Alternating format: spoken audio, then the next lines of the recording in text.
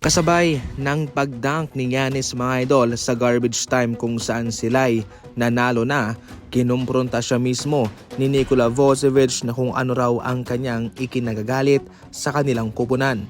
Ayon pa mismo kay Nikola Vucevic, kanyang tinanong itong si Giannis kung galit ba siya sa kadahilanang ayaw na mag-trade ng Chicago Bulls para sa kanya. Ang sagot ni Giannis, "Yeah, you guys don't want to trade for me."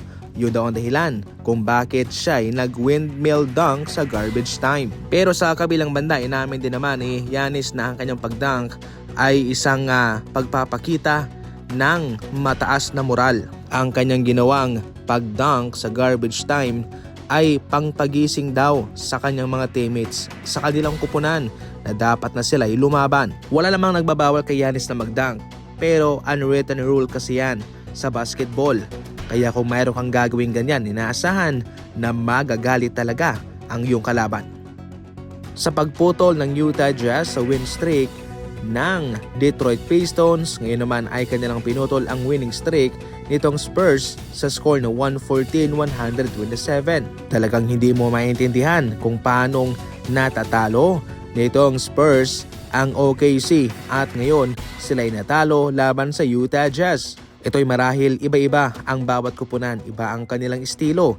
Siyempre iba rin po itong Utah Jazz sa OKC Thunder. Mayroon silang ibang style sa paglalaro kaya kanilang natalo itong Spurs. Nakaapekto rin naman po sa kanilang pagkatalo itong pag-DNP ng head coach nila kay De'Aaron Fox sa labang ito. Ito ang mga magandang dapat na subukan ng Golden State Warriors. Instead na mag-trade sila sa isang marupok ni Anthony Davis, itong si Robert Williams III ng Portland Trail Blazers. Pero kailangan nilang pakawalan si Buddy Hield, Al Horford at Trayce Jackson-Davis. Itong si Al Horford ay mapupunta sa pangatlong kupunan. Ibig sabihin nito, si Buddy Hield lamang and Trayce Jackson-Davis ang makukuha itong Portland Trail Blazers.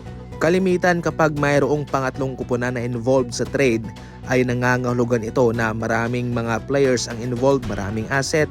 Yung iba naman ay ayaw nila yung ibang kapalitan, kaya kailangan ng pangatlong kupunan. Nakadepende sa kung ano ang kanilang magugustuhan. Sa ngayon, bakit nasabi kong itong si Robert Williams ang dapat na kunin ng Golden State Warriors? Siyempre, maliit na isda. Hindi ito makakaapekto sa kanila sa pangkabuuan. Pero kung sa laruan, malaking tulong ang kanyang maibibigay. Yung sinasabi kong hindi makakaapekto sa kanila ay kung ma-injured man itong si Robert Williams ay magiging okay lang sila. Kung si Anthony Davis kasi yung ma-injured, mahirapan ang Golden State Warriors sapagkat marami yung asset na mawawala sa kanila. So sa madaling salita ay hindi lang masyadong mabigat itong si Robert Williams. Flexible lang ang Golden State Warriors dito. Para sa inyo, ano ang komento ninyo patungkol dyan?